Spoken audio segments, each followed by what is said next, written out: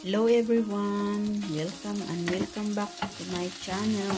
This is Mel once again. For today's video guys, gagawa tayo ng spring rolls with tuna flakes. Ayan guys, nag-ugisa tayo ng bawang, sibuyas, potato, carrots, and green beans.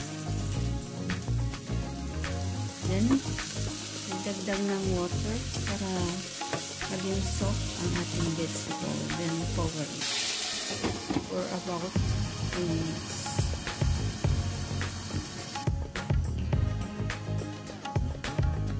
So ayan guys, idagdag natin ang iba pang gulay, ang zucchini at ang cabbage.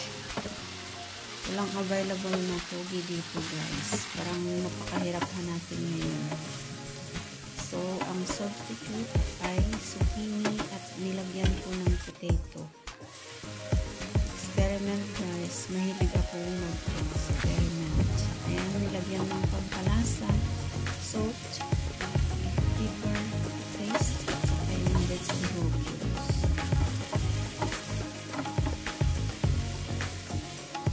Then takpan ulit at lutuin hanggang lumamig. Ayan guys. Dagdag po tayo ng tuna flakes. Na mga around 20 grams.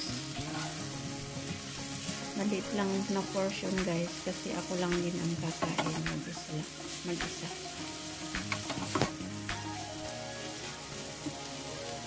Yan, pagka okay na, hanguin at palamigin. So, bisan na nating balutin ang ating spring rolls or lumpia.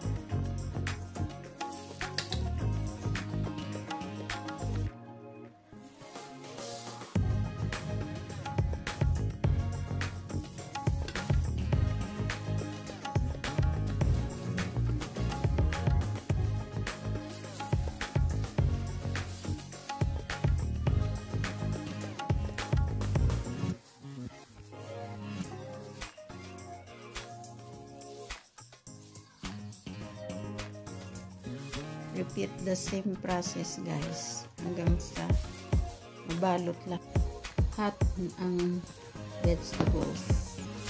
Magpainit ng mantika around 2 tablespoons. Pratuhin ang spring rolls or lumpia hanggang maging golden brown sa medium na apoy. If you like this video guys, please do like, comment, and subscribe. Thank you for watching. See you on my next video. God bless.